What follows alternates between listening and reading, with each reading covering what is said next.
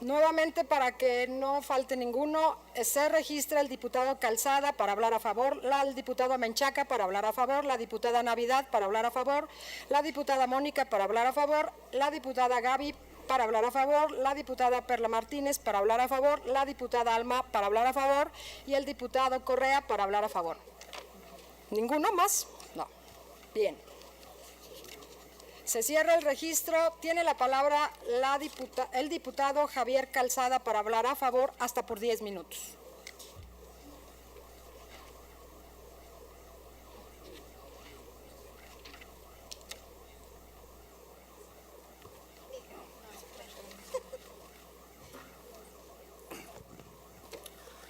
Gracias, diputada presidenta. Adelante, diputado. Nos congrega hoy un hecho histórico, trascendente, con un peso social de máxima importancia. Desde que el 17 de octubre de 1953, el entonces presidente Adolfo Ruiz Cortines publicó el decreto de las reformas constitucionales que reconocieron el derecho al voto de las mujeres, nuestro país ha recorrido un camino muy largo, a veces doloroso, en garantizar los derechos de las mujeres. El 15 de mayo de 2007, el exjefe de gobierno de la Ciudad de México, Marcelo Ebrard Casaubon, decretó la Ley de Igualdad Sustantiva entre mujeres en el Distrito Federal. Un cambio fundamental en esta ley fue la incorporación del principio de igualdad, que se define como la posibilidad y capacidad de ser titulares cualitativamente de los mismos derechos, sin importar las diferencias de género al que pertenezcan. Aunque el artículo 1 constitucional prohíbe la discriminación por razón de género, y el texto del artículo 4 señala la igualdad entre el hombre y la mujer, todavía hacían falta diversos mecanismos legales para garantizar el pleno goce de esos derechos. Permitir la transversalización de las políticas en favor de las mujeres y alcanzar la igualdad sustantiva. Es cierto que no podemos darnos por satisfechos, pero también lo es, y es importante reconocerlo, que estas reformas constitucionales que hoy se discuten en esta tribuna del Estado de Zacatecas representan un avance significativo que no podemos soslayar.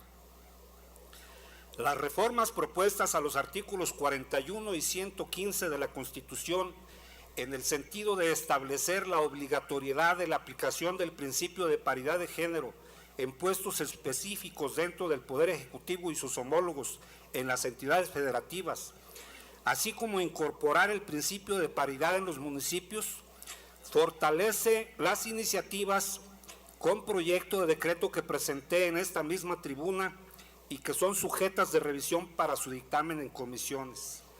La primera, en el sentido de adicionar un párrafo al artículo 14, fracción segunda de la Ley Orgánica de la Administración Pública del Estado de Zacatecas, para que los nombramientos de las personas en el servicio público recaigan de manera paritaria en igual número de hombres que de mujeres. Y la segunda, que reforma el artículo 60, fracción primera, inciso C, de la Ley Orgánica del Municipio del Estado de Zacatecas, con el mismo fin.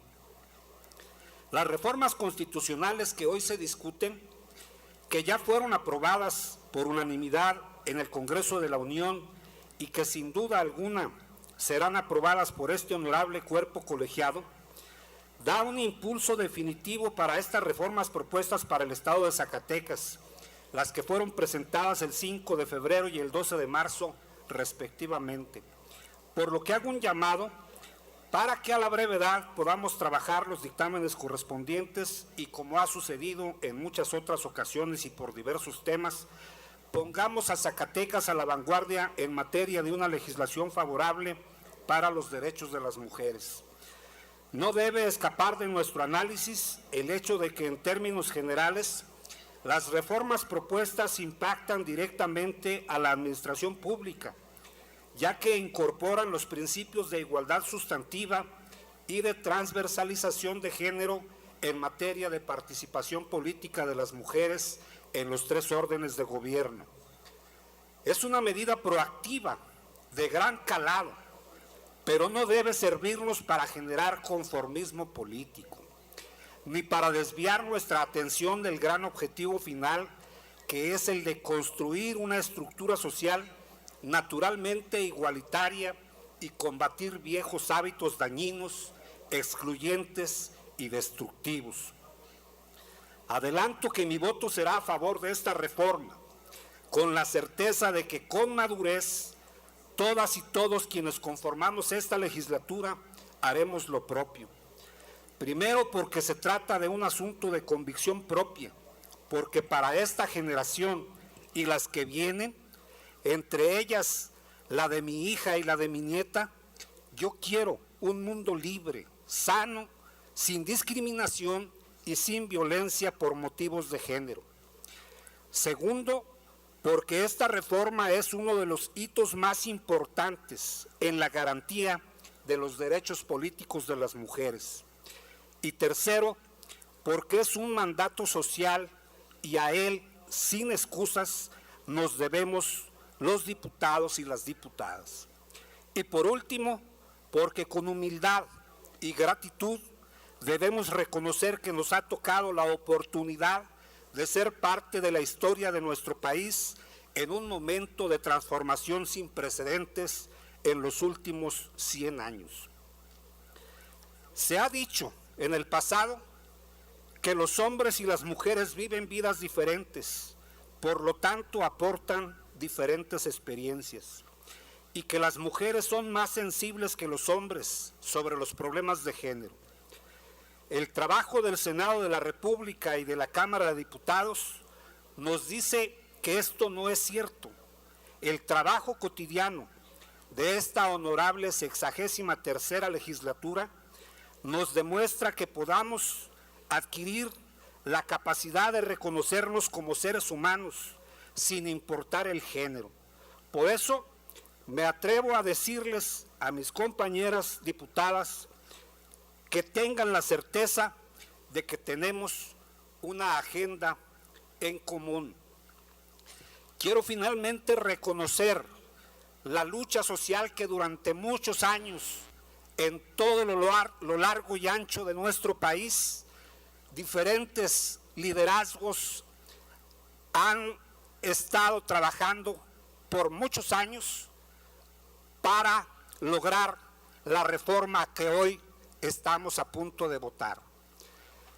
Ideologías de todo tipo han llegado al consenso para dar un paso hacia adelante en la agenda por los derechos de las mujeres. Eso es significativamente trascendente y además de reconocer el esfuerzo de las mujeres zacatecanas que han trabajado en ello, quiero decirles que muchos hombres hemos estado también impulsando la agenda de las mujeres desde hace muchos años. Recuerdo como antecedente cuando fue la elección para la presidencia nacional del PRD entre Jesús Ortega y Alejandro Encinas en un Consejo Nacional. Antes de la votación definitiva, se sometió a la consideración del Consejo Nacional una reforma que quizá fue el antecedente de esta reforma constitucional que hoy aprobamos y que consistía en hacer obligatorias las candidaturas al interior de aquel partido para que hubiera una lista con paridad de género. Después de eso, se han reformado el Código Federal de Instituciones y Procedimientos Electorales y una serie de ordenamientos jurídicos para llegar al día de hoy no solamente a una paridad en términos de derechos electorales, sino a una paridad sustantiva en los términos de que las mujeres lleguen a los mejores espacios de decisión con la misma oportunidad que los hombres. Que las mujeres tengan la oportunidad y también la responsabilidad de conducir los destinos de nuestro país. Es cuanto, diputada presidenta. Gracias, diputado Calzada. Tiene ahora la palabra